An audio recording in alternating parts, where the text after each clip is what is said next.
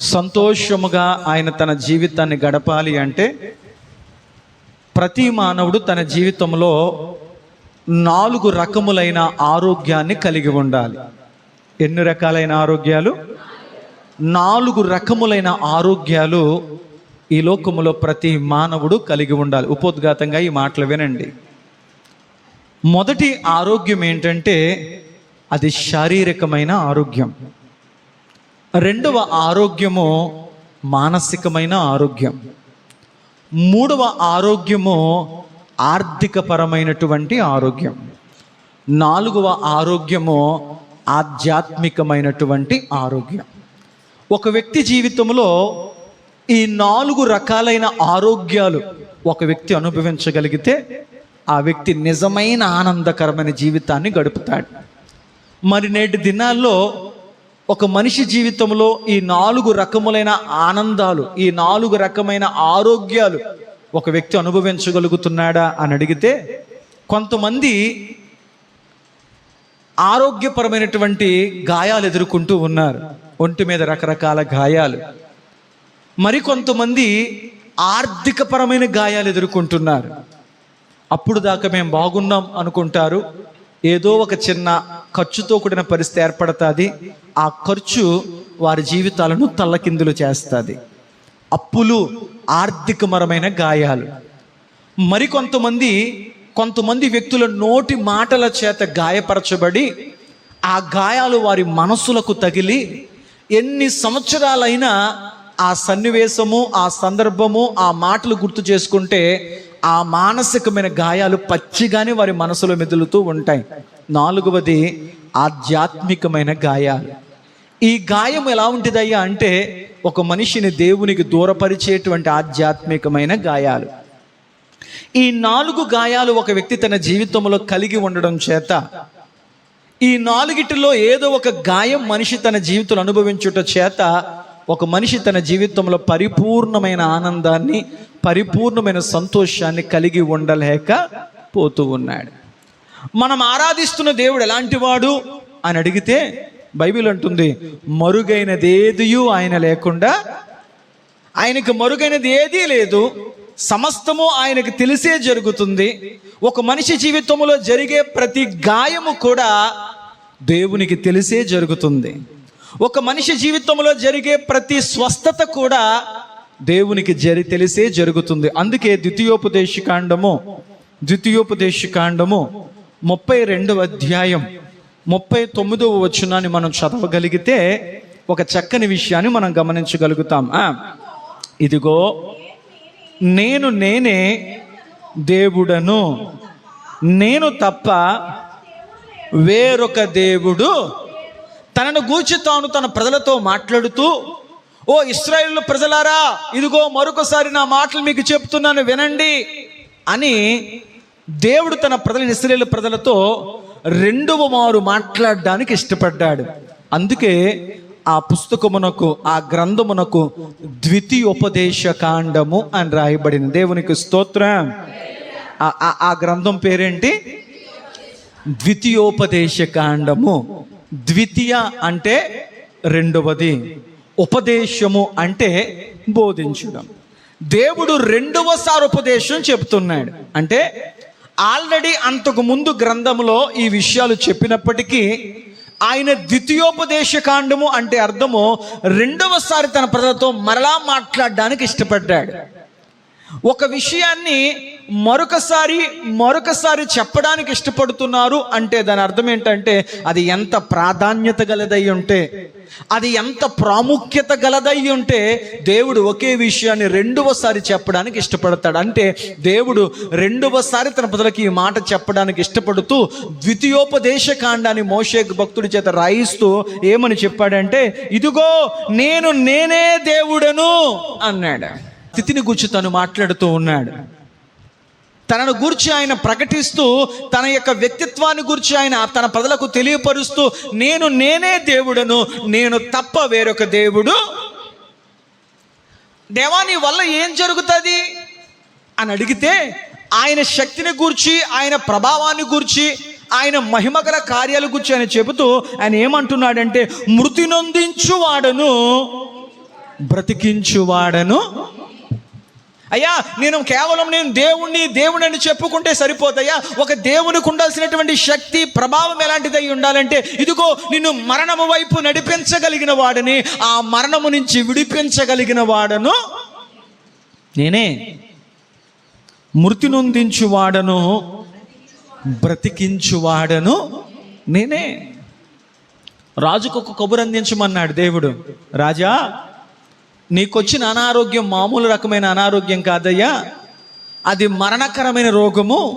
కొంతమంది బైబిల్ పండితుల యొక్క ఆలోచన ప్రకారము అది రాచగుండు, క్యాన్సర్ గడ్డ. అది ఈపు మీద వేసిందంట రాజుకి. అది దినదినము పెరుగుతూ అది పగిలి చీమి పట్టి అక్కడ ఆ ప్రాంతం అంతా కూడా ఒక దుర్వాసనకరమైనదిగా మార్చబడి ఇన్ఫెక్షన్ అయ్యి అతడు బ్రతికుండగానే ఆ పుండులో పురుగులు పట్టి ఆ పురుగులు అతని శరీరములో ఉన్నటువంటి మాంసాన్ని తినడం మొదలుపెట్టాయంట వీపు మీద. రాజుగారు కదా, అతన్ని స్వస్థపరచాలన్న ఉద్దేశంతో అతని దగ్గర ఉన్నటువంటి వైద్య సంబంధమైనటువంటి వైద్యులందరూ కూడా అనేక రకాల ప్రయత్నాలు చేశారు ఆ పురుగుల నుంచి, ఆ గాయము నుంచి ఆ రాజుకు స్వస్థత కలిగించడానికి. ఆ పురుగులు అతని దేహంలో మాంసాన్ని తింటూ ఒక మనిషి యొక్క పిడికిలు దూరేంతగా అతని వీపులో ఒక గాయాన్ని, రంధ్రాన్ని ఏర్పాటు చేశాయి. ఇక వైద్యులు ఏం చేయలేక, అయ్యా మేము ఏమి చేయలేకపోతున్నాం, కనీసం ఉపశమనన్నా కలిగించే ప్రయత్నం చేస్తామని చెప్పి ఆ పురుగులు నీ దేహాన్ని తింటున్నాయి, ఆ బాధ నువ్వు భరించలేకపోతున్నావు. ఒక వ్యక్తి తలలో పేలు తిరిగితే నా వ్యక్తి భరించలేడు, అలాంటిది నువ్వు బ్రతుకుండగానే నీ వీపు మీద పురుగులు నీ దేహాన్ని తింటున్నాయి, మాంసాన్ని తింటున్నాయి, మా మందులేమీ గాయం మీద పనిచేయట్లేదు అని చెప్పి వారు వేరే జంతువు మాంసాన్ని తీసుకొచ్చి ఆ గాయములో పెట్టేవారంట. ఎందుకంటే ఆ పురుగులు ఆ రాజుగారి దేహాన్ని తినటం మానేసి ఈ మాంసాన్ని తింటా ఉండేవంట. వినడానికే ఒళ్ళు గొగ్గురు పురుస్తూ ఉంటే అనుభవించిన రాజు పరిస్థితి ఏంటి? అతని వైద్యులు అన్నారు, అయ్యా నీ కాలం ఎప్పుడు ముగిసిపోద్దో, నీ జీవితంలో ఎప్పుడు అంతమొస్తుందో మాకు తెలియదు. రాజు కూడా అనుకున్నాడు, ఇక నా జీవితం అయిపోయింది. రాజు కుటుంబం అనుకున్నారు, నా జీవితం అయిపోయింది, ఇక రేపో నేడో నా మరణము ప్రాప్తిస్తుంది నా జీవితానికి. ఈ లోపల దైవజనుడు రానే వచ్చాడు. దైవజనుడు వచ్చాడంటే ఎక్కడో తెలియని ఒక చిన్న ఆశ, ఏదన్నా అద్భుతం జరుగుతుందేమో, ఏదన్నా ఒక దేవుని దగ్గర నుంచి ఒక గొప్ప కార్యాన్ని తీసుకొచ్చి ఉంటాడేమో. దైవజనుడు మాటికి ఊరికనే రాడు కదా. దైవజనుడు మాటికి ఊరికనే రాడు.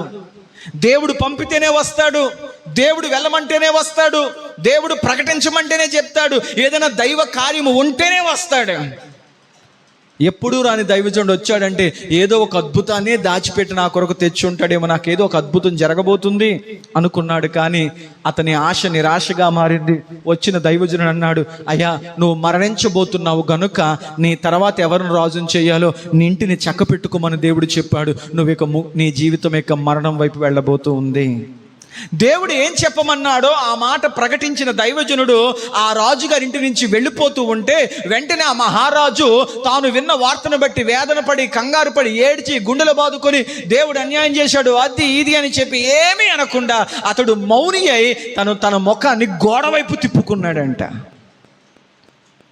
తన ముఖమును గోడవైపు తిప్పుకొని అతడు ఇలా ప్రార్థించడం మొదలుపెట్టాడు. యెహోవా, యథార్థ హృదయుడునై సత్యమును అనుసరించుచు నేను ఎలాగూ నడుచుకుంటునో దయతో జ్ఞాపకము చేసుకోమని అతడు దేవునికి మొరపెట్టెను.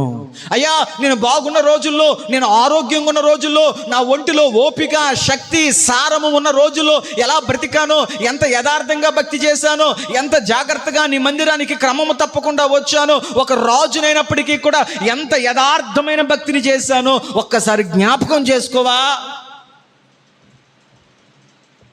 అతడు చేసిన ప్రార్థన విన్న దేవుడు అసలు ఆరోగ్యంగా ఉన్నప్పుడు ఎలా భక్తి చేశాడు అని చెప్పి అతడు తన ఆరోగ్యకర పరిస్థితిలో ఉన్నప్పుడు ఎలాంటి భక్తి చేశాడో దేవుడు అతన్ని జ్ఞాపకం చేసుకున్నాడంట.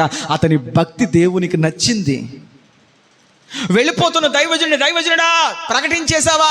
ప్రకటించేశానయ్యా, చనిపోతావని చెప్పానంటే అయితే ఒకసారి ఆగు, నేను నా మనసు మార్చుకున్నాను. దేవుడు అవునంటే అవును, కాదంటే కాదు. దేవుడు చెప్పిన మాట ఎన్నటికీ నిరర్ధకం కాదు కదా ప్రభా, నువ్వు చనిపోతావని చెప్పాను. అలాంటిది ఏంటి అంటే నిజమే, నేను నా మనసును సైతం మార్చుకొనగలిగిన ప్రార్థన ఆ వ్యక్తి చేశాడు. ఏంటో తెలుసా? అతడు ఆరోగ్యంగా ఉన్న దినాలలో అతడు చేసిన భక్తిలో యథార్థత ఉంది, న్యాయముతో కూడిన భక్తి. దేవునికి స్తోత్ర. నేను వచ్చినప్పుడే చర్చు, నేను వెళ్ళినప్పుడే భక్తి అన్నట్లుగా కాదు. కొన్నిసార్లు అమ్మ ఈ టయానికి రావడం న్యాయమా, ఇలా నిద్రపోవడం న్యాయమా, ఇలా జారిపడిపోవడం న్యాయమా, ఇలా బైబిల్ తెరవకపోవడం న్యాయమా అంటే కొంతమంది భక్తి జీవితంలో అన్యాయముతో కూడిన భక్తి చేస్తారు, భక్తికి న్యాయం చేయరు.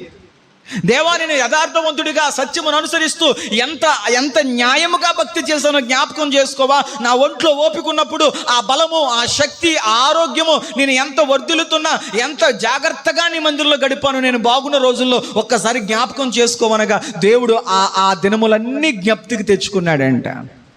మనం అంటాం, పాస్టర్ గారండి ఎందుకంటే ఈ ప్రార్థనలు మాకు అంటే, అమ్మ ఇప్పుడు ఓపిక ఉంది కాబట్టి చెయ్యి, ఓపిక లేని రోజున ఈ ప్రార్థనలే కాపాడతాయి. మోకాల్లో సత్తు ఉన్నప్పుడు ఇప్పుడే మోకరించు, రేపటి దినాన మోకాల్లో శక్తి లేనప్పుడు ఈ ప్రార్థనలు అప్పటికి జ్ఞప్తికి వస్తాయి అనడానికి ఈ రాజు జీవితమే కారణం. దేవుడు జ్ఞాపకం చేసుకున్నాడు. దైవజనుడు అన్నాడు, అయ్యా నువ్వు మరలా వెనక్కి వెళ్ళి ఆ రాజుతో ఏం చెప్తావంటే, రాజా నువ్వు భయపడొద్దు, నువ్వు బ్రతుకుతావంట. దేవుడు నీ వ్యాలిడిటీ కూడా చెప్తున్నాడు, నువ్వు 15 సంవత్సరాలు బ్రతుకుతావంట. అంటే ఈ 15 సంవత్సరాలు ఈ గాయముతోనే, ఈ నొప్పులతోనే, ఈ పురుగులతోనే నేను బతకాలా? లేదు లేదు లేదు, నిన్ను బాగుపరుస్తానని చెప్పాడు, నిన్ను స్వస్థపరుస్తానని చెప్పాడు. అలాంటి దేవుడు ఇదిగో నీకు స్వస్థత కలుగును గాక, బాగుపడును గాక అని నోటి మాటలతో కాకుండా నీ గాయానికి వైద్యము కూడా దేవుడు చెప్పాడు, ట్రీట్మెంట్ కూడా దేవుడు చెప్పాడు. ఖర్జూరపు అడలు తీసుకొచ్చి దానిని గాయానికి వేసి కట్టమన్నాడు. అప్పుడు ఆ పురుగులు చచ్చిపోతాయి, అక్కడ ఉన్నటువంటి బ్యాక్టీరియా ఇన్ఫెక్షన్ చచ్చిపోతుంది, నీ శరీరం మరలా స్వస్థపరచబడుతుంది. దేవునికి స్తోత్రం. క్రైస్తవుడికి అనారోగ్యం వస్తే, దేవుని బిడ్డకు అనారోగ్యం వస్తే వైద్యం చేయించుకోవచ్చా, చేయించుకోకూడదా? కొంతమంది అంటారు బలంటూర్ అండి, విశ్వాసముతో బ్రతకాలి, ప్రార్థనతో బ్రతకాలి, మరణం మీదకొచ్చినా కానీ అయ్యో బాబోయ్ ఎక్కడికి వెళ్ళకూడదు. వీళ్ళు మాత్రం చిన్న నీరసానికి శిలాన్ని ఎక్కించుకుంటూ వెళ్ళిపోతారు. బైబిల్ గ్రంథం మొత్తం మనం గమనించగలిగితే ప్రార్థన చేయాలి, దేవుని మీద ఆనుకోవాలి, దేవుడి మీద ఆధారపడాలి. అదే దేవుడు వైద్యాన్ని కూడా చెప్పాడు. హల్లెలూయా. ఖర్జూరపు అడలతో నీ గాయానికి కట్టుకో. పౌలు తన ఆత్మీయ కుమారుతో, అయ్యా నీకు కలిగినటువంటి జబ్బు, కడుపు జబ్బు నిమిత్తమై ప్రతిదినము కొంచెముగా వైద్యాన్ని చెప్పాడు దేవుడు. ఆమేన్ చెప్పండి. వైద్యముకు ఇవ్వాల్సిన ప్రాధాన్యత వైద్యానికి ఇవ్వాలి.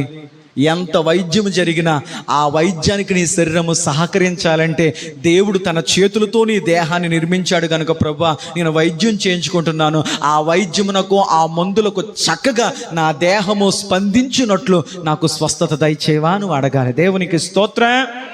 అంటే రెండూ ప్రాధాన్యతే. యేసు ప్రభువా ఇదిగో కైసరుకు పొన్నిచ్చుట న్యాయమా, దేవునికి కానుకిచ్చుట న్యాయమా? అప్పుడు యేసయ్య చెప్పారు, కైసరిది కైసరుకు, దేవునిది. ఒక దేవుని బిడ్డ ఆత్మీయంగా దేవునిలో బలపడుతున్న కొలది అతని భక్తి బ్యాలెన్సింగ్గా చేయగలుగుతాడు. దేవుని ప్రాధాన్యత ఎంత, దేవునికి ఎంత ప్రాధాన్యత, ఇదిగో లోకానికి ఎంత ప్రాధాన్యత, కుటుంబానికి ఎంత ప్రాధాన్యత, నా వ్యక్తిగత జీవితానికి ఎంత ప్రాధాన్యత, నా అనారోగ్య పరిస్థితుల్లో నేను ఆ వైద్యానికి కావలసిన ప్రతి దాన్ని అవగాహనతో భక్తి చేస్తాడు. దేవునికి స్తోత్రం. ఒకే పక్కకి వెళ్ళిపోతే, ఒక పక్కన బరువు ఎక్కువైతే మరొకటి తేలిపోద్ది. కుటుంబానికి ఇవ్వాల్సిన ప్రాధాన్యత కుటుంబానికి, దాంపత్యానికి ఇవ్వాల్సిన బాధ్యత దాంపత్యానది, బిడ్డలకు ఇవ్వాల్సిన బాధ్యత బిడ్డలది, భక్తికి ఇవ్వాల్సిన బాధ్యత. ఒక దేవుని బిడ్డ బ్యాలెన్సింగ్ తన భక్తిని, తన జీవితాన్ని కాపాడుకుంటూ వెళ్తాడు. అందుకే ఇదిగో బలహీనులకు నీ భార్యలకు, బలహీనులకు నీ భర్తలకు ఇబ్బంది కలగకుండా నీ భక్తిని చేసుకుంటూ వెళ్ళు అన్నాడు దేవుడు. దేవునికి స్తోత్రం. కాబట్టి బైబిల్ ఏం చెప్తుందంటే, ఇదిగో నేను ఎలాంటి వాడిని అంటే మృతి నొందించువాడును, ఆ మృతి నుంచి విడిపించువాడును నేనే అని మాట్లాడుతూ, గాయపరచువాడును నిన్ను స్వస్థపరచువాడను కూడా. ఇప్పుడు చెప్పండి, దేవా నువ్వు స్వస్థత మాత్రమే ఇస్తావా, లేదయ్యా ఆ స్వస్థతకు ముందు గాయాలు కూడా ఇస్తాను. బైబిల్ గ్రంథంలో అనేక మంది భక్తులు దేవుని చేత స్వస్థత పొందుకున్నారు. అదే భక్తులు చెప్తారు, ఈ స్వస్థతకు ముందు దేవుడే మమ్మల్ని గాయపరిచాడు. దేవునికి స్తోత్రం చెప్పండి. హల్లెలూయా. గాయపరచువాడని నేనే.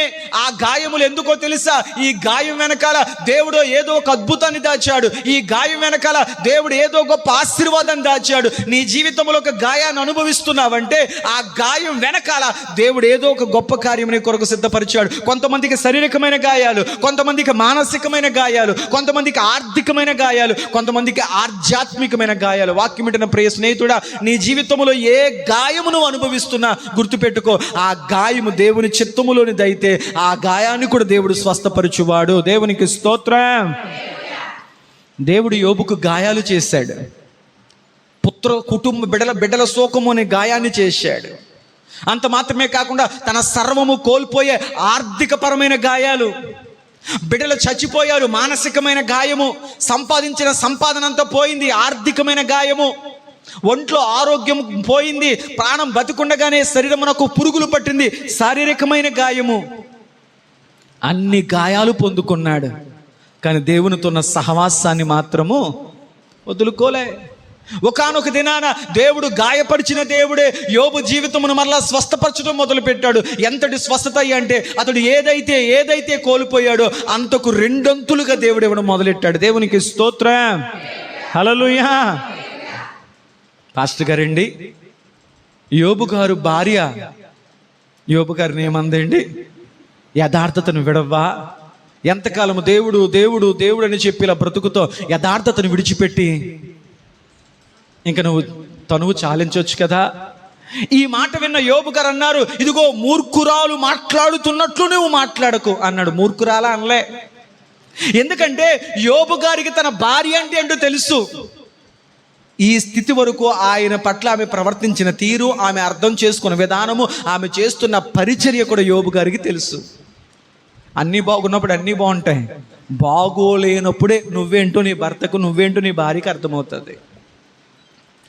బిడ్డలు కోల్పోయినా, ఆస్తి కోల్పోయినా, పరిస్థితులు మారిపోయినా, ఆరోగ్యము ఆ శరీరం ఎంతో కుళ్ళిపోయే పరిస్థితికి వచ్చినా ఆమె ఏ మాత్రము తన భర్తని విడవలేదు. ఆమె ఎంతకాలం అయ్యా యథార్థత, నేను చూస్తూ ఉండలేకపోతున్నాను. నువ్వు పడుతున్న బాధ, నువ్వు పడుతున్న వేదన, ఆ బూడిదలో నువ్వు పడుతున్న పరిస్థితి, నువ్వు నీ చర్మాన్ని గోక్కుంటే ఆ చిల్ల పెంకులతో గోకుంటే చర్మం ఊడొచ్చే స్థితి, నువ్వు ఎంత వేదన పడుతున్నావు నేను చూడలేకపోతున్నాను. ఇంకెంతకాలం ఈ బాధ, నువ్వు ఇక విశ్రాంతిలోకి వెళ్ళిపోకూడదు. నీ బాధ చూడలేక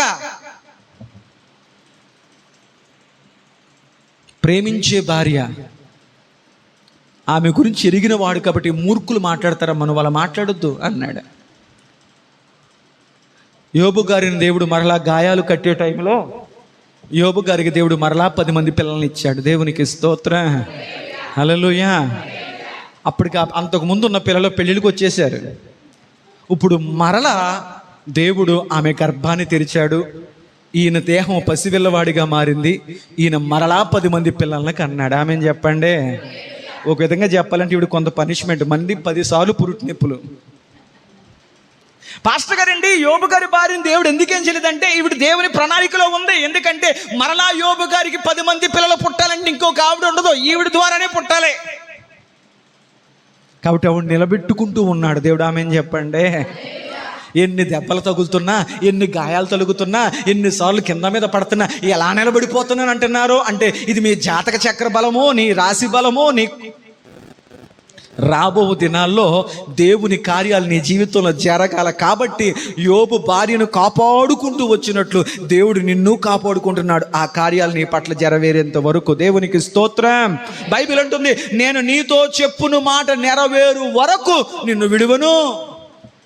దేవుడు ఏదైతే మాట్లాడాడో, ఏదైతే నీకు వాగ్దానం చేశాడో, ఏదైతే నీ పక్షాన జరిగిస్తానని చెప్పి దేవుడు నీకు మాట్లాడాడో ఆ కార్యములు నీ జీవితంలో జరగు వరకు ఆయన నిన్ను కాపాడుకుంటే ఉంటాడు. ఆ కార్యాలు నీ జీవితంలో జరిగాక ఆయనేంటో లోకానికి సాక్షిగా నిన్ను నిలబెడతాడు. దేవునికి స్తోత్రం. యోబు కుమార్తెలంటే సౌందర్యవతులు. ఊజు దేశములో తండ్రి శ్రమ కూతుర్లకు ఆత్మీయ అందాన్ని అనుగ్రహించింది. దేవునికి స్తోత్రం. గాయము చేసిన దేవుడే ఆ గాయానికి ముందును ఆ గాయమునకు స్వస్థతనివ్వగలిగిన వాడు. లోకానికి గాయాలు చేయడం తెలుసు, కానీ ఆ దేవునికి చెప్పండి ఆ గాయాలు స్వస్థపరచడం కూడా తెలుసు. దేవునికి స్తోత్రం.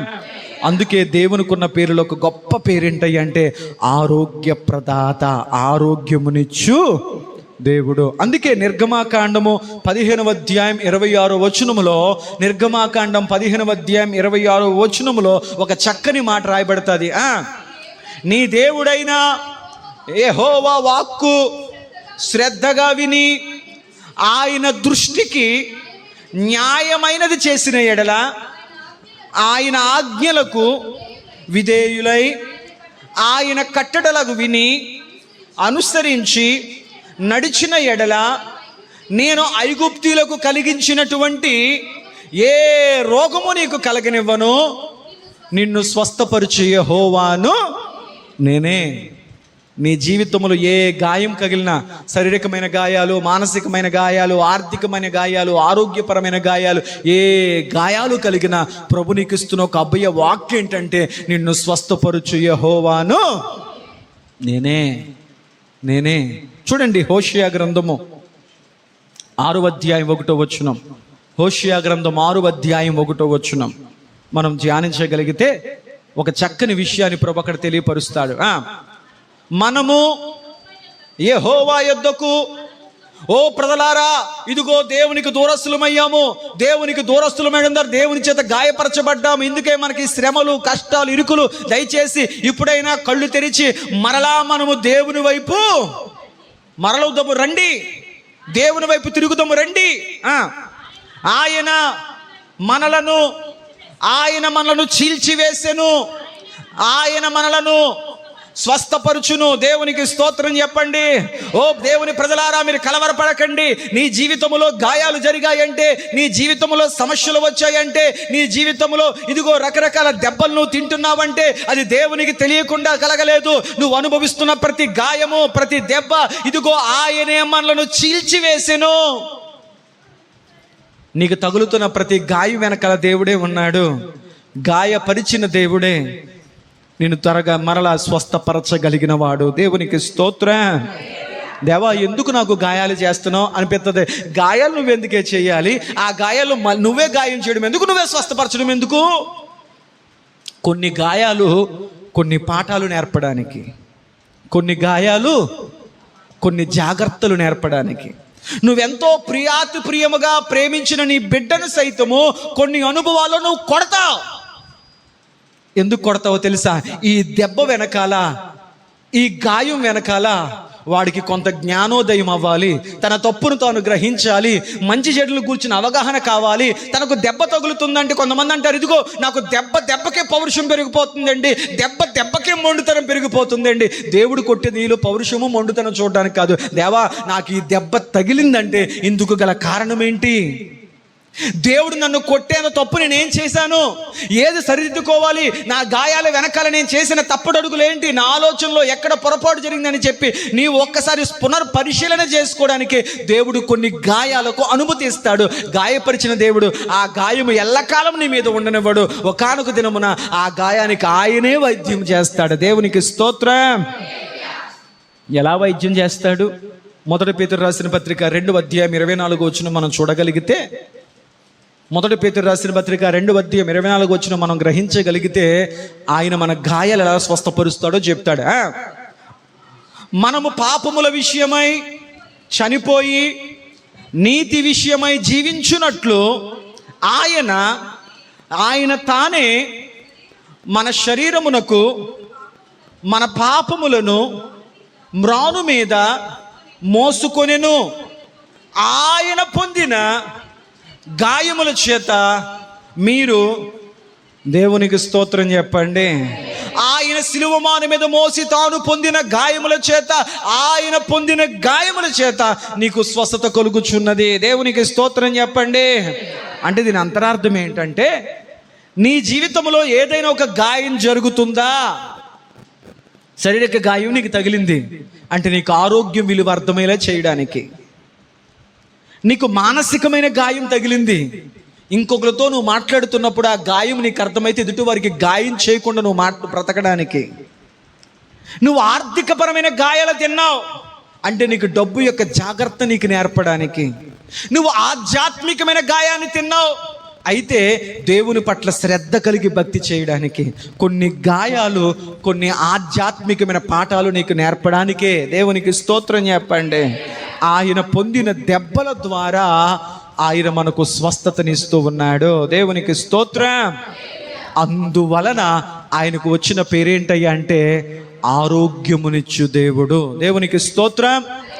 బైబిల్ గ్రంథంలో ప్రభు ఆరోగ్యం గురించి చెప్పినటువంటి విధానాలు అనేకం ఉన్నాయి, కానీ మొచ్చుకు కొన్ని మీకు జ్ఞాపకం చేసే ప్రయత్నం చేస్తాను. చూడండి, ఇర్మియా గ్రంథము 30వ అధ్యాయము 17వ వచనం మనం చూడగలిగితే, ఇర్మియా గ్రంథము 30వ అధ్యాయం 17వ వచనం మనం చూడగలిగితే ఒక చక్కని విషయాన్ని మనం గ్రహించగలుగుతాం.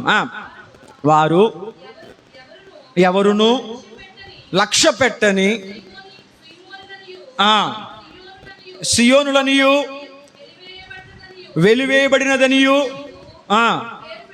మీరు పేరు పెట్టుచున్నారు. అయితే నేను నీకు ఆరోగ్యము కలగజేసేదను, నీ గాయములను మానిపేదను. దేవునికి స్తోత్రం. ఇప్పుడు దాకా ఎన్ని రిఫరెన్స్లు చూసాం మనం? చెప్పండి అమ్మా.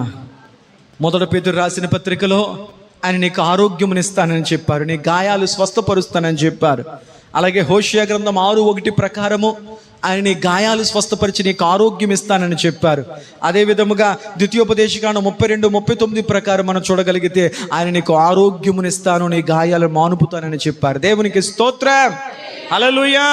బైబిల్ ఏమంటున్న మాట ఏమిటంటే ఆయన నీ గాయములన్నింటినీ స్వస్థపరుస్తాడు, నేను మరలా దానికి ఆరోగ్యమునిత్తును. గడిచిన ఆదివారం మన వాక్యం ఏమిటంటే ఆయన కోల్పోయిన వాటిని మరలా ఇచ్చు దేవుడు. ఒకప్పుడేంటి నా కుటుంబము ఎంత ఆరోగ్యంగా ఉండేదో, ఎంత సంతోషంగా ఉండేదో, ఎంత అభివృద్ధి వైపు మేము వెళ్ళేవారమో, అన్నీ చక్కగా జరిగేవి. అయితే ప్రభు అంటున్నాడు, నేను మరలా నీ కట్టి ఆరోగ్యమును దయచేయువాడినై ఉన్నాను. దేవునికి స్తోత్రం. చూడండి, ఇర్మియా గ్రంథం 33వ అధ్యాయం 6వ వచనం. ఇర్మియా గ్రంథం 33వ అధ్యాయం 6వ వచనం. నేను దానికి ఆరోగ్యమును స్వస్థతను. దేవునికి స్తోత్రం చెప్పండి. ఓ దేవుని ప్రజలారా, దేవుని పట్ల నిర్లక్ష్యాన్ని చూపుతున్నారేమో, దేవునికి దూరస్తులుగా మార్చబడ్డారేమో. ఎప్పుడైతే దేవునికి దూరస్తులుగా దేవుని చిత్తానికి వ్యతిరేకంగా ప్రవర్తించడం మొదలు పెట్టారో మీ జీవితంలో శత్రు భయము, ఆర్థిక గాయాలు, మానసిక గాయాలు, ఆకలి గాయాలు, అనేక గాయాలతో మీరు అల్లాడిపోతున్నారేమో. ఇదిగో ప్రభు అని యెహోవా మీకు తెలియపరుస్తుంది ఏంటంటే, ఇదిగో ఆయన మరలా మీ గాయములను కట్టి, ఇదిగో నేను మరలా దానికి స్వస్థతను ఆరోగ్యమును అనుగ్రహిస్తూ ఉన్నాను. దేవునికి స్తోత్రం. అంటే నా దేవుడు గాయాలతో వదిలేసేవాడు కాదు.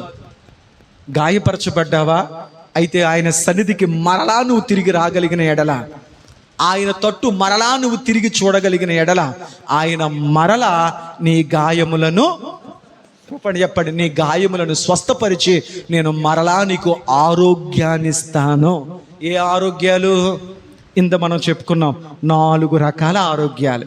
చాలామంది ఈ మధ్య నా దగ్గరికి వచ్చి, పాస్టర్ గారండి ఈ మధ్యన అసలు ఒంట్లో బాగుంటలేదండి, నీరసంగా ఉంటుందండి, నిస్సత్తువుగా ఉంటుందండి, జీవితం అంతా ట్యాబ్లెట్లతోనే గడిచిపోతుందండి.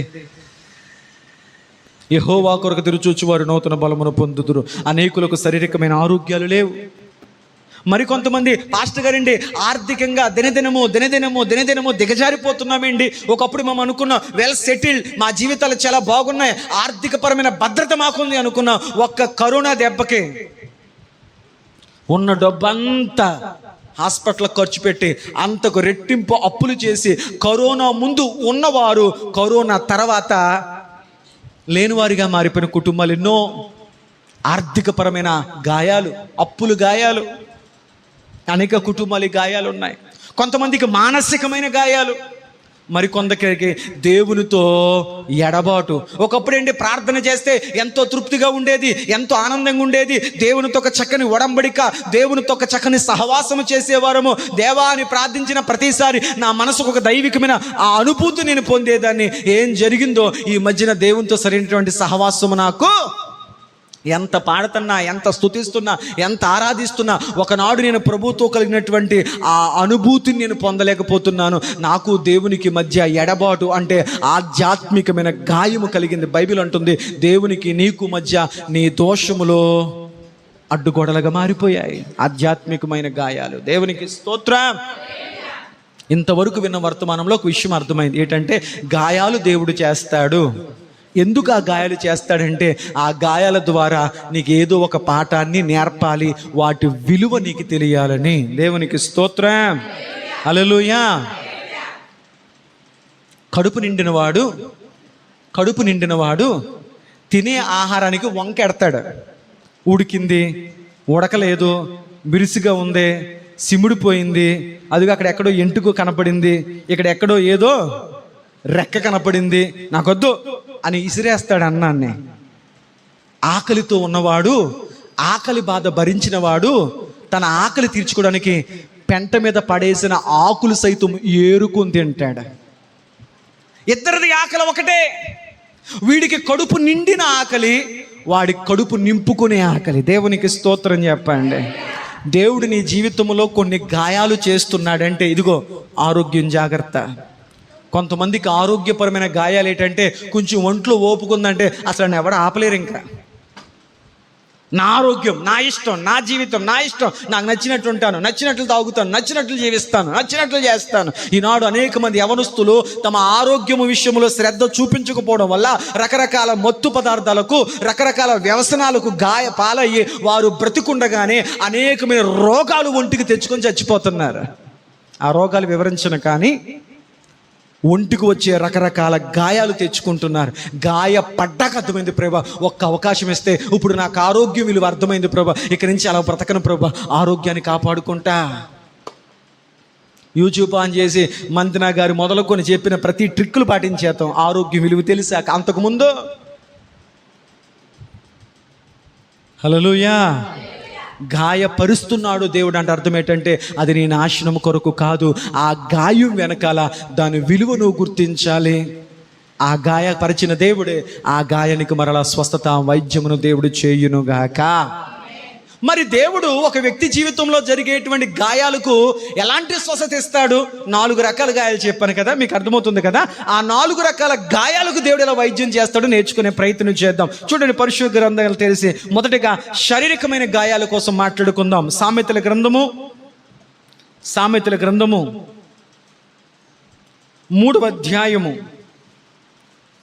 7-8 వచనాలు మనం చూడగలిగితే, అమ్మా సామెతల గ్రంథం 3వ అధ్యాయం 7-8 వచనాలు. నేను జ్ఞానిని కదా అని నువ్వు అనుకోవద్దు. ఈరోజు మనుషులు అనుకుంటారంట ఏదైనా కొంచెం తెలిస్తే మొత్తం రాజకీయం అంతా నాకే తెలుసు, ఏదన్నా కొంచెం మార్కులు వస్తే అయ్యి బాబోయ్ నా అంత చదవరు అసలు లేడు, కొంచెం ప్రార్థన చేయడం, కొంచెం బైబిల్ చదవడం వస్తే అయ్యి బాబోయ్ నేను జ్ఞానిని, ఎవరు చెప్పిన వినేంత పరిస్థితి లేదు. నేను అంటాను మన జ్ఞానులం కాదు, కానీ దేవుడు ప్రతి వారం మనకి ఏది నేర్పుతున్నాడో నేర్చుకున్న దానికి తగినట్లు బ్రతుకుతాం. ఆమేన్ చెప్పండి. మాకు బైబిల్ బాగా తెలుసండి, మేము బైబిల్ జ్ఞానులమేండి, మేము బైబిల్ పండితులమేండి, మాకు బైబిల్ మొత్తం తెలుసు అని మాట్లాడొద్దు. నువ్వు జ్ఞానిని కదా నువ్వు అనుకోవద్దు. కానీ నువ్వేమనుకోవాలంటే దేవుడు నాకు ఎంత అయితే నేర్పిస్తున్నాడో ఆ నేర్చుకున్న దానికి తగినట్లుగా బ్రతుకుతాను. నీవు జ్ఞానిని కదా అని నువ్వు తలంచొద్దు. యెహోవా యందు భయభక్తులు కలిగి చెడుతనము విడిచిపెట్టుము, అప్పుడు నీ దేహమునకు ఆరోగ్యమును నీ ఎముకలకును. దేవునికి స్తోత్రం చెప్పండి. ఇప్పుడు చెప్పండి, నీ శరీరానికి నీ ఎముకలకు ఆరోగ్యము, శారీరకమైన ఆరోగ్యం కలగాలంటే ఏం చేయాలి? దేవుని యందు భయభక్తులు కలిగి ఉంటే, ఆ దేవుని యందు భయభక్తులు కలిగి ఉండటం ద్వారా నీ శరీరానికి ఆరోగ్యం, నీ ఎముకలకు సత్తువ. ఇదేంటి పాస్టర్ గారు, దేవుని యందు భయభక్తులు కలిగి ఉంటే ఒంటికి ఎముకలకు ఆరోగ్యం ఏంటి? ఎందుకు ఆరోగ్యం అంటే, దేవుని భయం నీకు ఉందనుకో కొన్ని తప్పుల జోలికి వెళ్ళవు. వినండి, దేవుని భయం నీకు ఉందనుకో, ఇదిగో మా అమ్మగారు చూడకపోయినా, మా నాన్నగారు చూడకపోయినా, నా అనేవారు ఎవరు చూడకపోయినా ఆకాశమందున దేవుని కనుదృష్టి నన్ను చూస్తుంది, ఆయన నన్ను చూస్తున్నాడు, ఆయన కనుచూపు నుంచి నేను తప్పించుకోలేను అనేటువంటి దైవికమైన భయం ఉందనుకో, దేవునికి భయపడేవాడు చాలా జాగ్రత్తగా బ్రతుకుతాడు. దేవుని కళ్ళు నేను కప్పలేను కదా. యెహోవా యందలి భయభక్తులు పవిత్రమైనవి, అది ఆ వ్యక్తిని నిత్యము నిలబెడతాయి. దేవునికి స్తోత్రం. దేవునికి భయపడేవాడు చాలా జాగ్రత్తగా బ్రతుకుతాడు.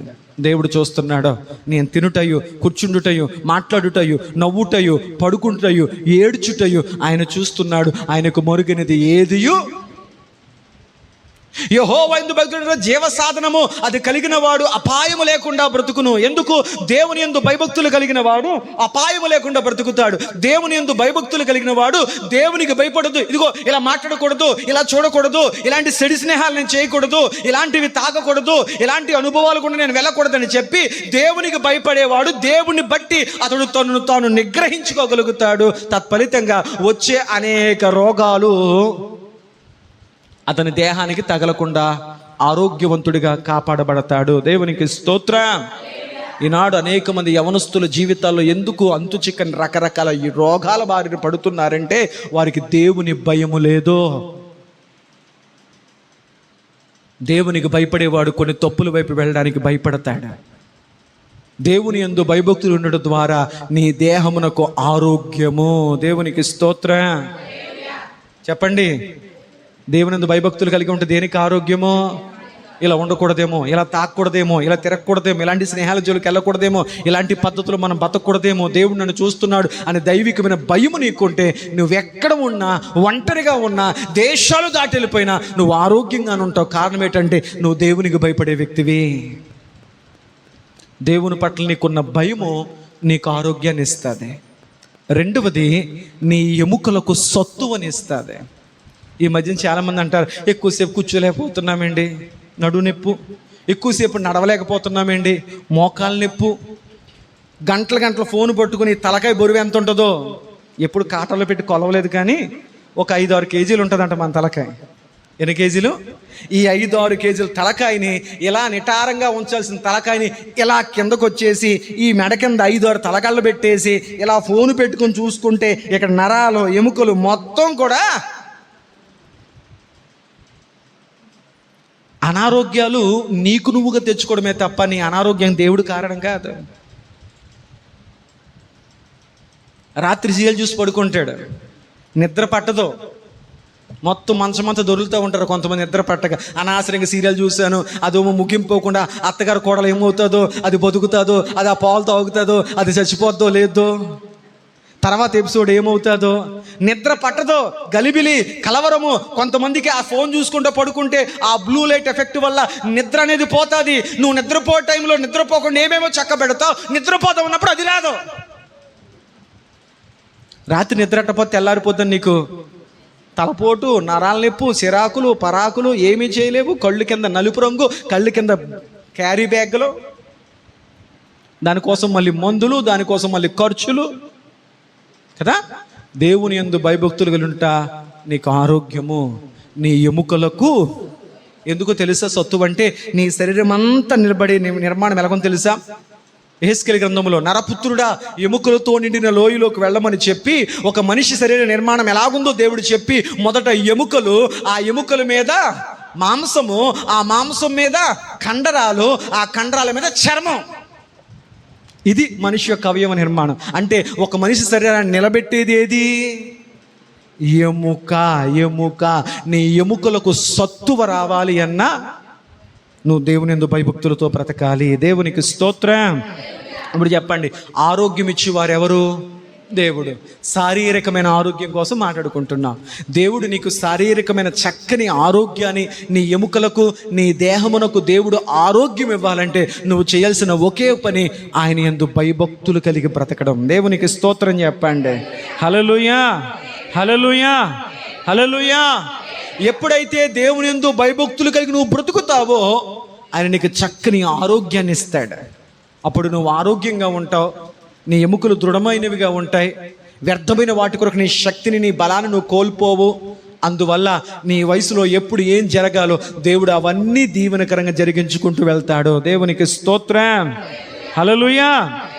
ఇది శారీరకమైన గాయాలు స్వస్థపరిచే విధానం.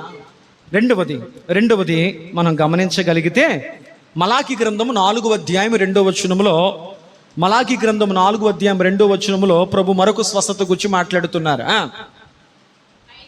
అయితే నా నామమందు భయభక్తులు గల వారకు మీకు నీతి సూర్యుడు ఉదయించును, ఆయన రెక్కలు ఆరోగ్యము కలగజేయును. దేవునికి స్తోత్రం చెప్పండి.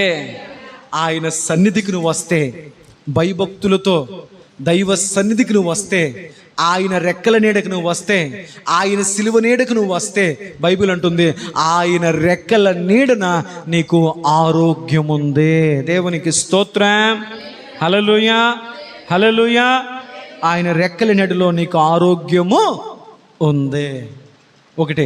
రెండవది, మానసికమైన ఆరోగ్యం కోసం తెలుసుకుందాం రండి.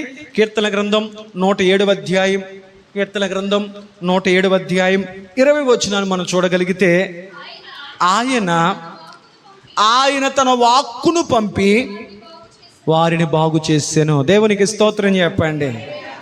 ఈ వాక్యం ఎవరికి అని అడిగితే, మానసికమైన బాధతో బాధపడేవారు. కొంతమంది అంటారు, ఎంతమంది మాట్లాడినా కానీ నా మనసు కుదుట పడలేదండి, ఎంతమంది ఎన్ని రకాలుగా చెప్పినా నా మనసుకు ధైర్యం రాలేదండి, ఎంతమంది ఎన్ని రకాలుగా చెప్పినా నా మనసుకు ఆ నిలకడ స్థితి రాలేదండి. కానీ దేవుని మాటలు వింటున్నప్పుడు, ఆయన వాక్కును వింటున్నప్పుడు ఆయన నన్ను బాగు చేశాడు. అంటే ఒక వ్యక్తి దేవుని మాటలు వింటున్నప్పుడు, నీ వాక్యము నన్ను బ్రతికిస్తూ ఉంది, నీ వాక్యము నాకు మార్గాన్ని చూపిస్తుంది, నీ వాక్యము నా త్రోవలు స్థిరపరుస్తుంది. దేవా, నీ వాక్కును నా యొద్దకు పంపుతున్నప్పుడు ఆ వాక్యము నన్ను మానసికంగా బాగు చేస్తుంది. దేవునికి స్తోత్రం.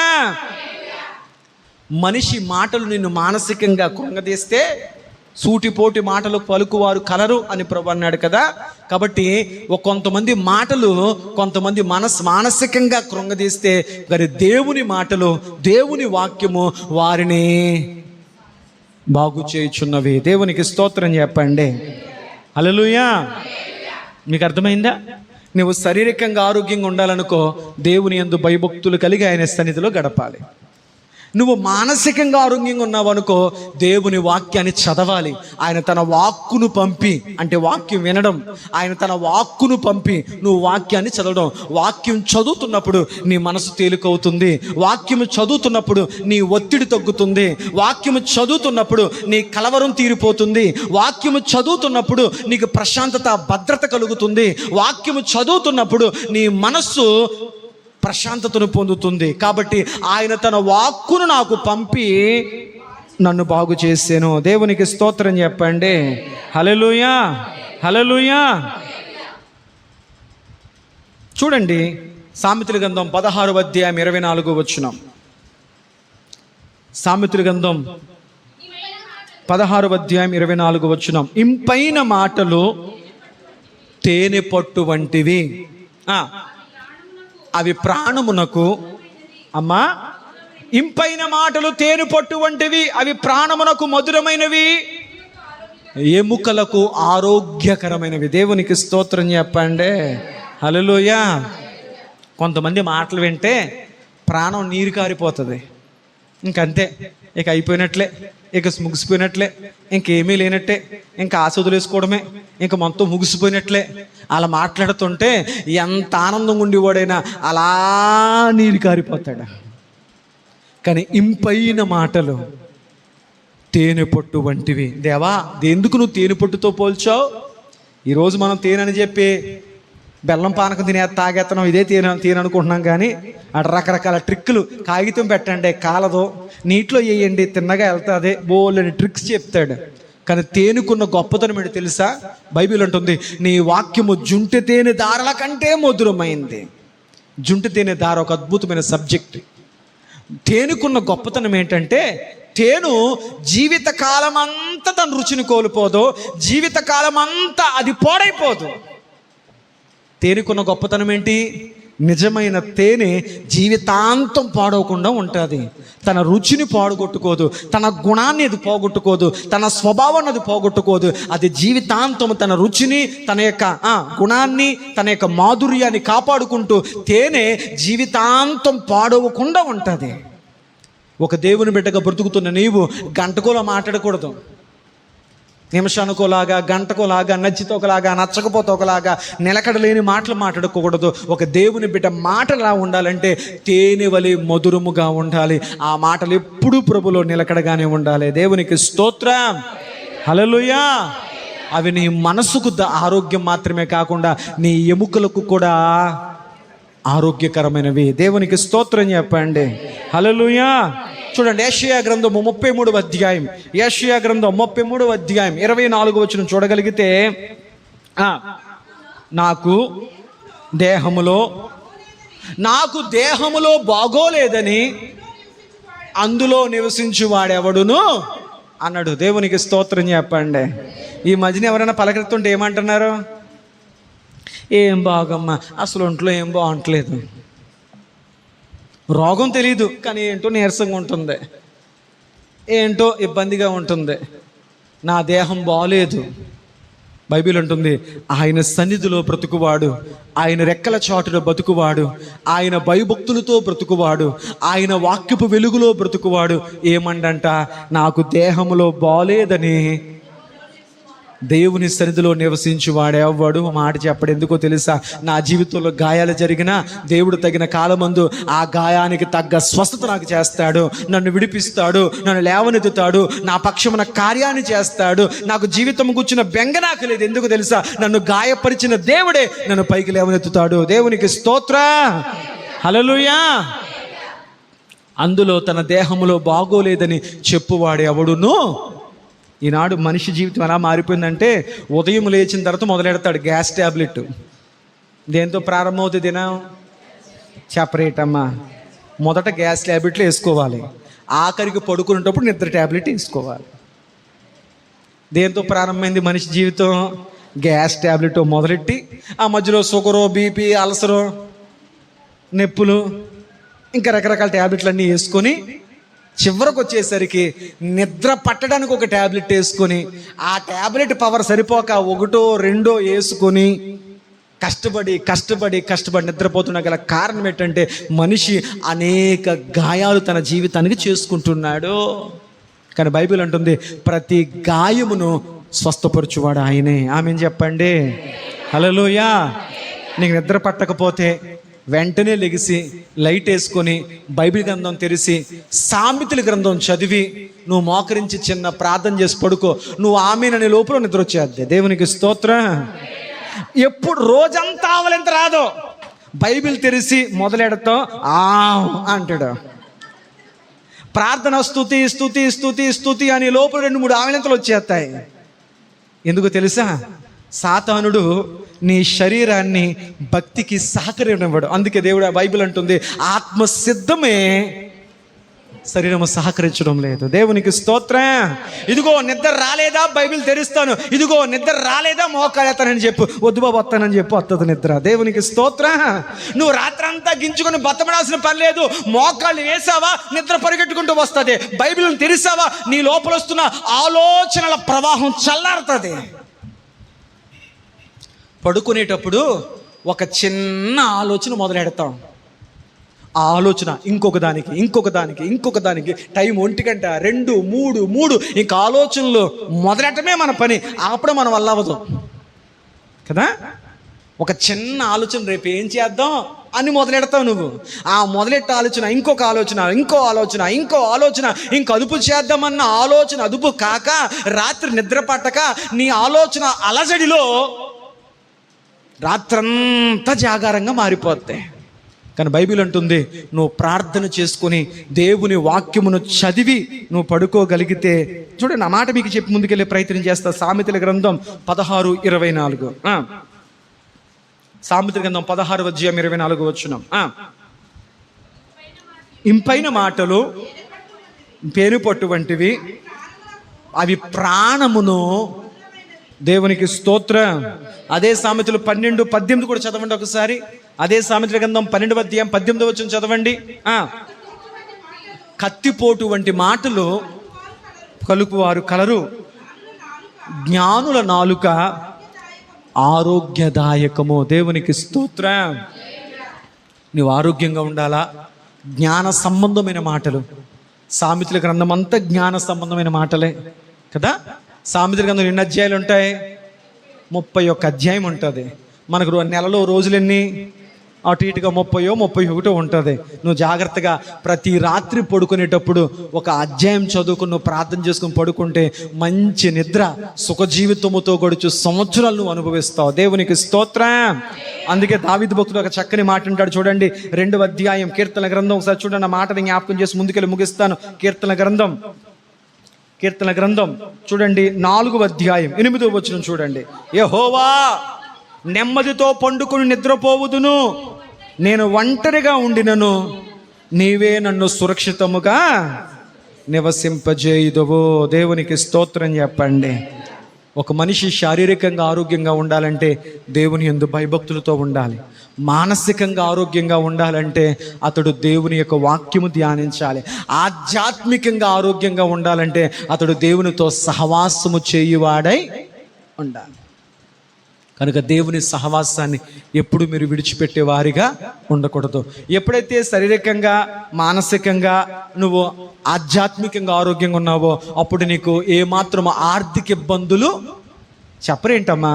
నిద్ర మాత్రలు వేసుకోవడం మానేస్తావు, డబ్బులు మిగులు. గ్యాస్ మాత్రలు వేసుకోవడం మానేస్తావు, డబ్బులు మిగులు. ఆరోగ్యం కొరకు నువ్వు ఎక్కడికి వెళ్ళాల్సిన పని లేదు, అన్ని రకాల ఖర్చులు. డాక్టర్ గారికి సలహా ఇస్తారు, డాక్టర్ ఒక స్కానింగ్ తీద్దాం ఎందుకన్నా మంచిది, డాక్టర్ గారు చెప్తారు సలహా. ఎందుకన్నా మంచిది అండి, ఒక ఎక్స్రే తీద్దామా, ఒక స్కానింగ్ తీద్దామా, ఎందుకన్నా మంచిది, ఒక ఎంఐ తీయించేసుకోమంటారా. అమ్మ పర్లేదమ్మా, నీకు అంత అనారోగ్యం లేదమ్మా, ఈ మాత్రలు సరిపోతుంటే ఈ మాత్రలు ఇంకా కొంచెం పెంచుతారా, కాస్ట్లీ మందులు రాస్తారా అంటే హాస్పిటల్ నుంచి ఎంత బరువైన మందులు తెచ్చుకుంటే అంత ఆరోగ్యం తెచ్చుకున్నట్లు జనాలకి కదా. నేను అంటున్నాను, నువ్వు ఎప్పుడైతే మానసికంగా ఆరోగ్యంగా ఉంటావో, శారీరకంగా ఆరోగ్యంగా ఉంటావో, దేవునితో చక్కని సహవాసము నువ్వు చేస్తావో అప్పుడు నీకున్నటువంటి వ్యర్థమైన ఖర్చులన్నీ తగ్గిపోతాయి. అప్పుడు నువ్వు ఆర్థికంగా కూడా ఆరోగ్యంగా ఉంటావు. దేవునికి స్తోత్రం. హల్లెలూయా. ఈ మధ్యన ఒక తప్పుడు బాధ వచ్చేసింది. ఎలాంటి తప్పుడు బాధ అంటే, వీళ్ళ ప్రార్థన చేస్తుండగా ఇదిగో దేవుడు నీ అకౌంట్లో డబ్బులు ఇవ్వబోతున్నాడు, నీ అకౌంట్లో డబ్బులు పెరగబోతున్నాయి అంటారు. ఎవడి అకౌంట్లో తీసి ఎవడి అకౌంట్లో ఇట్టేయాలి దేవుడు? చూపించిన వీడియోలో ప్రార్థన చేస్తుండే, ఇదిగో దేవుడు నీ అకౌంట్లో డబ్బులు లేవు, నువ్వు ఆర్థికంగా బాధపడుతున్నావు, దేవుడు నాకు చూపిస్తున్నాడు, ఇదిగో నీ అకౌంట్లో దేవుడు డబ్బులు అయిపోతున్నాడు. 2 జరగుండాలి. ఇంకొకటి అకౌంట్లో దేవుడు తీసేసి వాడికి నష్టం కలిగించి నీకన్నా వేసి ఉండాలి. పొరపాటున ఎవడి అకౌంట్లో డబ్బులు నీకు పడిపోయిన ఉండాలి. నువ్వు వెంటనే ఏం చేయాలి? బ్యాంక్ వెళ్ళి వెంటనే తీసేయాలి. దేవుడు ఒకడికి నష్టం కలిగించి నీకు ఇవ్వడం. ఆర్థికపరమైన ఆరోగ్యం అంటే నీ సంపాదన రూపాయి. దేవుడు నీ కుటుంబము కొరకు మాత్రమే ఆ డబ్బు ఖర్చు పెడతాది, వ్యర్థమైన ఏ ఖర్చులు ఉండవు. అందుకే హో యందు భయభక్తులు కలిగి ఆయన త్రోవలందు బ్రతుకు వారందరూ ధన్యులు, నీవు ధన్యుడవు, నీకు మేలు కనుగొను, నీ రెక్కల కష్టార్జితను అనుభవిస్తా. ఈరోజు చాలామంది బాధపడి తెలుసు, ఎండనక కొండనక నిద్ర లేక ఆహారం లేక ఎంత కష్టపడుతున్నామండి. కానీ ఒక్క రూపాయి నేను తినలేకపోతున్నాను, ఒక్క రూపాయి నా బిడ్డలకు పెట్టలేకపోతున్నాను. డబ్బంతా ఖర్చు అయిపోతుందండి. సిలి సంచలేసినట్లు హాస్పిటల్ ఖర్చు, రిపేర్లు ఖర్చు, లేనిపోని రకరకాల ఖర్చులు. నీ రెక్కల కష్టార్జితము దేనికి వృధా కాదు. రోజంతా కష్టపడతావు, బండికి డబ్బు తగలేస్తావు, రోజంతా ఖర్చు పెడతావు, వ్యర్థమైన వాడికి డబ్బు తగలేస్తావు. కానీ బైబిల్ అంటుంది, నువ్వు దేవుని మీద ఆధారపడే వ్యక్తివైతే దేవుడు ఏ ఒక్క రెక్కల కష్టాన్ని నీ జీవితంలో వృధా కానివ్వకుండునుగాక. ఇప్పుడు నీకు ఒక ప్రశ్న, మరి మా డబ్బు ఎందుకు వృధా అయిపోయిందేంటి? నువ్వు దేవుని చిత్తానికి లోపడ్డావు లేదో ఒకసారి అడుగు. దైవజనుడు చెప్పిన సలహాకు లోపడ్డావు లేదో ఒకసారి అడుగు. దేవుని చిత్తాన్ని అడిగి ముందుకు వెళ్ళావు లేవో ఒకసారి అడుగు. అలా జరిగి ఉండకపోతే నీవు చేజేతులారా నష్టాన్ని తెచ్చుకోవలసిందే. హల్లెలూయా. దేవుడు నీకు ఉన్న దాంట్లోనే నీకు మిగులును కలగజేయునుగాక. ఇస్సాకు ఆ సంవత్సరం భూమి దున్ని విత్తనం వేశాడంట. యెహోవా అతనిని ఆశీర్వదించెను గనుక అతని విత్తనం పండింది, పంట పండింది. అతడు క్రమక్రమముగా వర్ధిల్లెను. దేవునికి స్తోత్రం. ఈరోజు మనం ఎలా అయిపోయాం ఏంటంటే, ఆ రోజునికి 100 రూపాయలు జీతం ఏంటి, 100 రూపాయల ఖర్చులు కనపడేవి. ఇప్పుడు 1000 రూపాయల జీతం పెరిగింది, 1000 రూపాయల ఖర్చులు చూపిస్తున్నావు. ఇప్పుడు 10,000 జీతం పెరిగింది, 10,000 ఖర్చు చూపిస్తున్నావు. 50,000 పెరిగింది, 50,000 ఖర్చు చూపిస్తున్నావు. నాకు అనిపిస్తుంది, జీతం పెరగడం తప్పు, ఖర్చులు రెడీ అయిపోయి ఎంత లిస్ట్ రాసేస్తాం. నేను అన్నాను ఈరోజు మా కొవ్వూరు సంఘంతో, ఒకప్పుడమ్మా ముఖం కడుక్కోవడానికి పేడతో పిడకలు చేసి పిడకలను కాల్చి వాటిని పొడి చేసి వాటిని పొళ్ళుకేసి తోమితే చూడడానికి నల్లగా ఉన్న పుక్కులించిన తర్వాత పొళ్ళు బలంగా గట్టిగా తెల్లగా ఉండేవి. మరి ఈరోజు పేస్టు వందలు పెట్టి ఆ పేస్ట్ అంట ఈ పేస్ట్ అంట అని చెప్పి రకరకాల పేస్టులు పెడుతుంటే సగం మింగేసి సగం ఊసేసి పింగిన పేస్టు దాని కెమికల్స్ కడుపులోకి వెళ్ళి లోపల రకరకాల అలసరలు తెచ్చి రకరకాల పేగు పూతలు తెచ్చి రకరకాల క్యాన్సర్లు తెస్తున్నాయి. మీకు అర్థమైందా? ఈరోజు మనిషి నాకు ఇది అవసరం అని వాడుతున్నదేది కూడా ఒకప్పుడు మనిషికి అవసరం లేదు. ఎందుకంటే ఒక రూపాయి కనపడుతుంటే ఆ రూపాయిని ఉపయోగమా దుర్వినియోగమా? నీ ఇంటికి ఒక రూపాయి వస్తున్నప్పుడు అది నువ్వు మంచి కొరకు వాడుకున్నావా, వృధా ఖర్చుల కొరకు ఉపయోగిస్తున్నావా? అది నువ్వు గ్రహించగలిగితే జ్ఞానవంతురాలు తన ఇంటిని కట్టుకుంటాదే. జ్ఞానం లేని వారు వాళ్ళని చూసి వీళ్ళని చూసి ఏలో వాతలు వేసుకుంటారో. అందువల్ల కుటుంబాలు కూలిపోతాయి. అందువల్ల కుటుంబంలో ఆర్థిక సంక్షోభంలో పడిపోతాయి. దేవునికి స్తోత్రం. మీకు ఒక మాట చెప్పనా, సంపాదించే బాధ్యతను దేవుడు భర్తకిస్తే ఆ సంపదను జాగ్రత్తగా నిలబెట్టే బాధ్యత భార్యకి ఇచ్చాడు. రెక్కల ముక్కలు చేసుకున్న కష్టజితం బాధ్యత అయింది. అందుకే కష్టజితం రాగానే తీసుకొచ్చి ఎవరికి ఇస్తాడు? ఇదిగో జాగ్రత్త, మొదటి భాగం దేవునిది, తర్వాత కుటుంబానికి ఎంత ఎంత ఎంత అన్నీ జాగ్రత్త చేసి కొంత మిగుల్చే బాధ్యత నీది. దేవునికి స్తోత్రం. హల్లెలూయా. ఎక్కడ మిగులుతావు? ఆదివారం సాయంత్రం బయటికి వెళ్తా అవి కూడా అయిపోతాయి. లేదు, రేపటి కొరకు ఆలోచించే మనస్సు దేవుడు నీకు ఇచ్చునుగాక. ఆమెన్ చెప్పండి. హల్లెలూయా. కాబట్టి నువ్వు శారీరకంగా ఎప్పుడు ఆరోగ్యంగా ఉంటావో, మానసికంగా ఎప్పుడు ఆరోగ్యంగా ఉంటావో, దేవునితో చక్కని సహవాసంలో ఎప్పుడు ఉంటావో అప్పుడు నువ్వు వీటి కొరకు ఖర్చు పెట్టే వృధా ఖర్చులన్నీ ఆగిపోతాయి. తత్ఫలితంగా నువ్వు ఆర్థికంగా కూడా నిలదొక్కుందువుగాక. నాకు ఒక అలవాటు ఉంది. బయటికి వెళ్ళే ముందు మా పాత్రమ్మ గారిని పిల్లల్ని పక్క పెట్టుకొని మేము వెళ్ళి రాకపోకల కోసం ప్రభు అని ప్రార్థించే ప్రార్థన ఇంకొక ప్రార్థన కలుపుతాను. ప్రభు బయటికి వెళ్తున్నాను, పట్టుకెళ్తున్నాను, వృధాకొచ్చి మాత్రం అవ్వక నాయన, వృధాకొచ్చి అవ్వనివ్వక నాయన, ఇది నీ కష్టాజితం, మీరిచ్చింది ప్రభు, వ్యర్థమైన ఖర్చులకు మా సరదాలకు ఉపయోగము లేని వాటి కొరకు ఇది వృధా అవ్వనివ్వక నాయన. కొందామని వెళ్ళినా ఆడికి వెళ్ళా కొనకుండా వచ్చేయాలి నాయన. దేవునికి స్తోత్రం. కాసేమంటారు ఆయన ప్రార్థన చేశాడు, మనం ఏం కొనలేములే ఇంకా కదా. మనసు కొను కొను కొను అంటది, ప్రార్థన అంత లేదు లేదా వెనక్కి అంటది. ఇలా ప్రార్థించి నువ్వు బయటికి వెళ్ళడం వల్ల దేవుడు అనేకమైన వృధా వ్యర్థమైన వాటిని అదుపు చేయగలుగుతాడు. దేవునికి స్తోత్రం. నువ్వు అడిగితే పొందుతావు, అడగకపోతే పొట్టు జారిపోతావు. దేవునికి స్తోత్రం. దేవుడు పిసినారిగా బతకమనలేదు, జ్ఞానయుక్తంగా బ్రతకమన్నాడు రేపటి కొరకు. దేవునికి స్తోత్రం. హల్లెలూయా. కాబట్టి దేవుని యందు భయభక్తులు కలిగి ఉంటే నీ దేహమునకు ఆరోగ్యం, నీ ఎముకలకు సత్తువ. దేవుని వాక్యమును ధ్యానించుట ద్వారా నీ మనసుకు ఆరోగ్యం. దేవునితో చక్కని ఆధ్యాత్మికమైన సహవాసం చేయుట ద్వారా నీ ఆత్మీయతకు స్వస్థత. ఇవన్నీ ఎప్పుడు బాగున్నాయో ఆటోమేటిక్గా నీ రాబడి, నీ ఆదాయము వృధా ఖర్చుల వైపు వెళ్లకుండా దేవుడు దాన్ని స్థిరపరిచి రేపటి భవిష్యత్తు కొరకు దేవుడు మరొక మెట్టు నిన్ను ఎక్కించునుగాక. ఇవన్నీ సర్వ సమృద్ధి దేవునిలో దాచబడింది. అందుకు ఆయన ఆరోగ్య ప్రదాత, ఆరోగ్యమునిచ్చు. ఒంటి ఆరోగ్యమే కాదు, నువ్వు మానసికంగా ఆరోగ్యంగా ఉండాలి, నీవు ఆర్థికంగా కూడా. వచ్చేస్తున్నాయి, ఖర్చు పెట్టేస్తున్నాను, నువ్వు ఖర్చు పెట్టేతకు దేవుడు ఇవ్వట్లేదు. ఇచ్చిన దేవుడు నీ ఖర్చు కూడా లెక్క అడుగుతాడు. దేవునికి స్తోత్రం. ఈ పాఠాన్ని నేర్చుకోండి. మాకు ఇలా వచ్చేస్తున్నాయండి, ఇలా ఖర్చు పెట్టేస్తున్నాం. లేదు, ఇచ్చిన దేవుడు నీ ఖర్చు విలువ. ఇది అవసరమా, ఇది అనవసరమా, ఇది దుబారా, ఇది అనవసరమా, ఇది ఉపయోగం లేదని కొరక, ఇది నీ సరదాల కొరక, ఇది లేక అల్లాడిపోతున్న వారు ఉన్నారు. ఇది నీకు ఇచ్చాను, దాని విలువ తెలియక నువ్వు తగలేస్తున్నావు. కాబట్టి అది ఆగిపోయే ప్రమాదం ఉందే. ఆ ప్రవాహం ఆగిపోయింది అనుకో, ఇవి కూడా ఆగిపోతాయి. దేవుడిచ్చిన దాన్ని నిలబెట్టుకునే ప్రయత్నం చేయండి. ఒకప్పుడు అవి లేని రోజులు ఉన్నాయి, ఒకప్పుడు ఆరోగ్యాలు లేని రోజులు ఉన్నాయి, ఒకప్పుడు ఆర్థికంగా నిలబడలేని రోజులు ఉన్నాయి, ఒకప్పుడు మానసిక ప్రశాంతత లేని రోజులు ఉన్నాయి, ఒకప్పుడు దేవుడితో సరైన సహవాసం లేని రోజులు ఉన్నాయి. దేవుడి రోజు నీకు అన్ని సమృద్ధికి ఇస్తున్నాడంటే వాటిని విలువ కలిగి జాగ్రత్తగా ఉపయోగించుకోగలిగితే ఆయన వాటిని నీ జీవితంలో స్థిరపరచునుగాక. వాటి విలువ ఎరగకుండా వచ్చినట్లు నువ్వు పారమోస్తున్నావంటే దేవుడికి ఇవ్వడం ఆపేస్తాడు. వాటి విలువ తెలిసిన వారికి గుప్పులు ఇప్పుతాడు. ఆయన తన గుప్పులు విప్పగా మూయగలిగిన వాడు లేడు. ఆయన తన గుప్పులు బిగిస్తే దాన్ని తెరవగల శక్తి ఎవరికి. అటు మరోసారి చెప్తున్నాను, మీరు ఆరోగ్యంగా ఉండాలంటే వాటి విలువను గుర్తిరిగి ప్రవర్తించే ప్రయత్నం, అటు ఆలోచన వైపు, అటు దైవికమైన మనస్సుతో ప్రభు మనల్ని ముందుకు సాగింప చేసి నడిపించునుగాక. కృపగలిగిన మా తండ్రి, దయగలిగిన